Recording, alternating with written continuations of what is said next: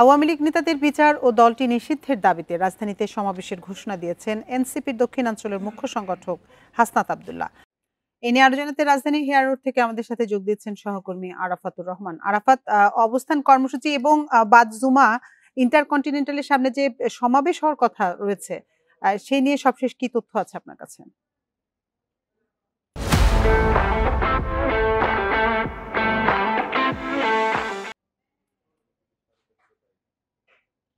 এখন আছে আসলে মূল সমাবেশটা নামাজের পরপরই অর্থাৎ জুমার নামাজের পরপরই শুরু হয়ে গেছে।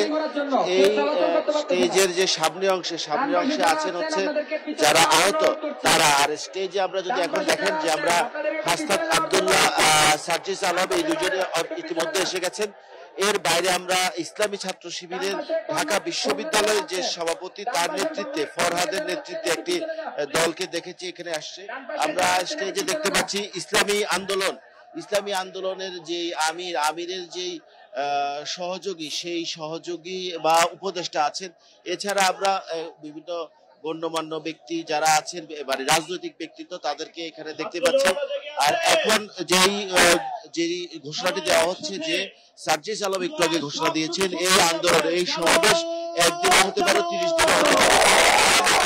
যে এই সমাবেশে তারা আওয়ামী লীগকে নিষিদ্ধ করার দাবি পূরণ করে এখান থেকে যাবেন। তো এখনো পর্যন্ত আমরা, আপনি জানেন যে এই ইন্টারকন্টিনেন্টালের